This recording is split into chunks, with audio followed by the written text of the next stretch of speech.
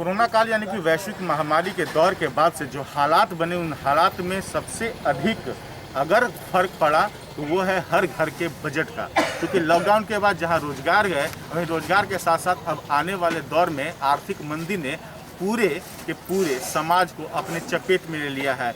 स्थिति अगर हर रूप में देखी जाए तो बाजारी इलाके में आप जाएंगे तो आपको सिर्फ और सिर्फ सन्नाटा मिलेगा। इसका प्रमाण है जिला मुख्यालय डाल्टनगंज मेदिनीनगर के शिवाजी मैदान, जहां पटाखों का केंद्र लगा है और पटाखे बेचने के लिए बाज़ाब्ता जहां गाइडलाइन जारी हुआ है और उस गाइडलाइन के तहत पलामू को प्रदूषित क्षेत्र माना गया है और उसके लिए सरकार की ओर से गाइडलाइन जारी की है। गाइडलाइन में पूरी तरह से इस बात का निर्देशित किया गया है कि आपको ग्रीन पटाखे का इस्तेमाल करना है। लेकिन सबके बीच में अगर हम देखें तो बाजार जहां सन्नाटा है, वहीं पिछले 3 सालों से हालांकि पलामू में ग्रीन पटाखों की बिक्री यानी कि बड़े जो पटाखे हैं, जो प्रदूषित करने वाले पटाखे हैं, उन पर पाबंदी है। आइए हम समझते हैं कि क्या आलम है यहाँ के दुकानदारों का, क्या हालात हैं बाजार का।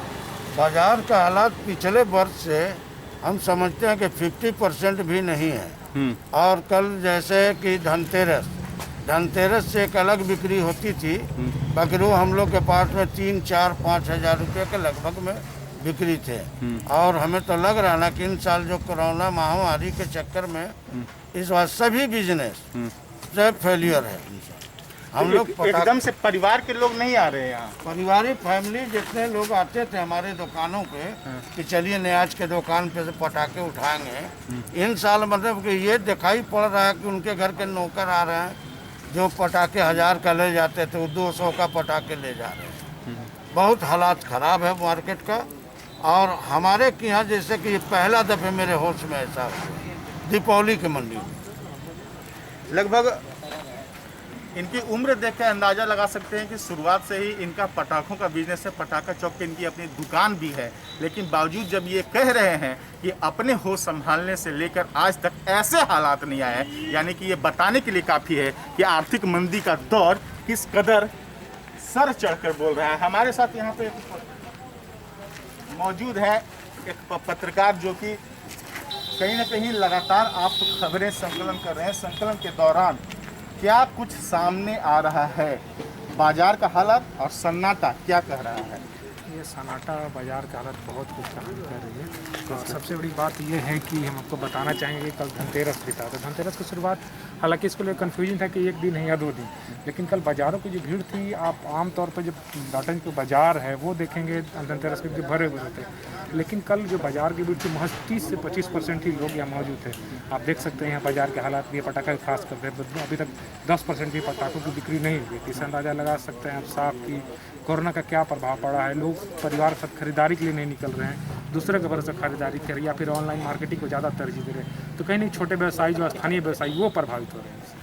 बिल्कुल, नीरज जी ने बहुत ही खास बात को इंगित किया है, जिसको लेकर के कल भी Palamu chamber of commerce and industries के अध्यक्ष आनंद शंकर ने भी अपील की थी कि आप ऑनलाइन शॉपिंग न करें, जिससे छोटे स्तर के जो व्यापारी हैं या बिजनेसमैन हैं उनको बड़ा राहत मिले। क्योंकि दुकानों पे खरीदारी बिल्कुल ही कम हो गई है, ऑनलाइन की बिक्री बहुत ज़्यादा हो गई। लेकिन सबसे बड़ी जो बात है वो है कि पटाखों का अगर प्रदूषण को ले रोकथाम के लिए लोग जागरूक हुए हैं, ग्रीन पटाखों का इस्तेमाल कर रहे हैं, तो ये भी बाजार कह रहा है कि आर्थिक मंदी के दौर से पूरा का पूरा पलामू यानी समेत झारखंड गुजर रहा है। ऐसे में अब इन आर्थिक मंदी से कब तक उबरेगा ये कहना बेहद मुश्किल है। लेकिन दौर जारी है और इस दौर में राहत कब तक मिलेगी इसका इंतज़ार रहेगा। और ज़रूर लोग राहत भरी सांस लेने के लिए कुछ न कुछ नए कदम उठा रहे हैं। भारतीय संस्कृति व सभ्यता का